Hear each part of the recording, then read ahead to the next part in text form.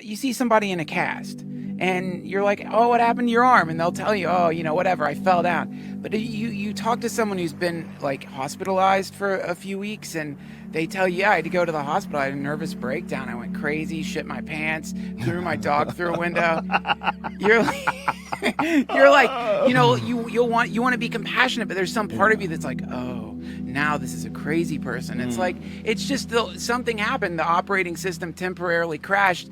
And quite often, I think that could be a very good thing. I think that having your personality or your ego crash can often mean that you were trying to be somebody that you aren't. And some people invest so much energy in trying to self-defining. Yeah, they just want to be something, They since they were a kid, their mother was telling them you should be like this, and then they try to be like this, and they hold up this thing. They're always working to hold up this giant tail feather, and their arms start shaking, and they can't hold it up, and that's when they have like anger outbursts, or suddenly like their friends are like, you turned into someone that I've never met. I don't even know who that is.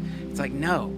That is, you met them. You met underneath the tail feather, the seething sea of anger and disappointment and sadness. You met that thing that they're trying to avoid by looking up at this mask that they're holding up to the world. But that fucking seething sea of disappointment and anger and horror and sadness, that's where it's at, man. You got to go into that thing. And for some people, the only way they can go into that is by having a full-scale nervous breakdown, because then they can have permission to dive into that awful vortex of darkness, because underneath that vortex of darkness is paradise. Underneath that's love and happiness and joy and connection and tranquility and all that stuff. And everyone thinks that the way to get to that point is by avoiding this awful black forest that surrounds the Garden of Eden, which is inside everybody. It's inside everybody. It's there. And it doesn't matter, you can work out, and that will definitely give you a temporary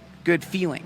But until you address the internal structures that you haven't acknowledged, you're always going to go back to that place where you find yourself morose and depressed and angry, and you don't know why. You'll always go back to that place until you sit with the sadness inside of you. You have to do that.